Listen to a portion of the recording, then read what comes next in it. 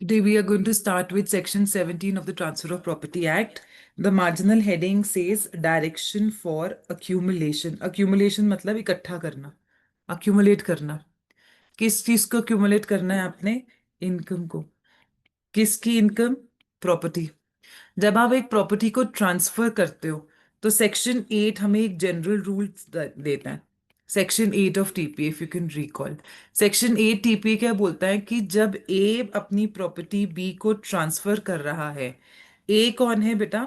Transferor. और B कौन है? ट्रांसफरी. B transfer. कौन है? ट्रांसफरी. तो जब ए अपनी प्रॉपर्टी बी को ट्रांसफर करता है तो वो उसके उस प्रॉपर्टी के सारे राइट्स ट्रांसफर करता है.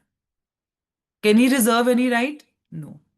When you are transferring the property, maybe you are selling, maybe you are gifting, तो यहां पे आप एब्सोल्युटली उस प्रॉपर्टी को ट्रांसफर करते हो. एब्सोल्युटली मतलब कंप्लीट बंडल को ट्रांसफर करते हो. ये हमें कहाँ दिया है? If you look into section 8 जो कि 11। फंड. सेक्शन 8 बेटा. सेक्शन 8 में अगर आप देखें, ऑपरेशन इफेक्ट ऑफ ट्रांसफर था ना, operation of transfer. Section 8 of transfer of property act says when the property is transferred, ये जो मैंने यहां लिखा है ट्रांसफर्ड, उसका ऑपरेशन क्या होगा? ऑपरेशन का मतलब क्या होता है? उसका इफेक्ट क्या होगा? इफेक्ट का मतलब उसका आउटकम, कॉन्सिक्वेंसेस ऑफ ट्रांसफर क्या होते हैं? तो जब ए अपनी प्रॉपर्टी बी को बेच रहा है तो क्या वो प्रॉपर्टी बेचने के बाद वो कह सकता है कि सनलाइट तो मैंने रिजर्व कर ली है, हवा तो मेरी रहेगी, प्रॉपर्टी तुम्हारी हो गई? हवा खरीदने के लिए आप दोबारा से एक और अग्रीमेंट करो. I am going to sell हवा, I am going to sell path, I am going to sell sunlight on a different contract. No. तो सेक्शन 8 टीपीए हम ऑलरेडी कवर कर चुके हैं.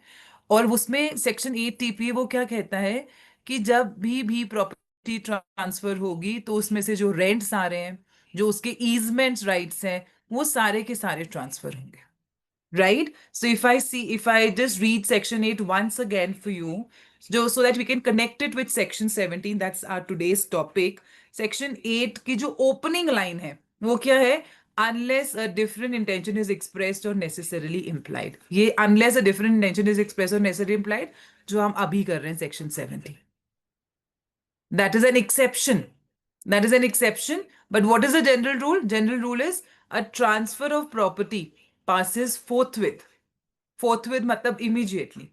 To the transferee, all the interest, सारा का सारा interest जो इस प्रॉपर्टी का इंटरेस्ट है ए का, which the transferor is then capable of passing in the property, and all the legal incidents, जितना ए का इंटरेस्ट है plus the all the legal incidents.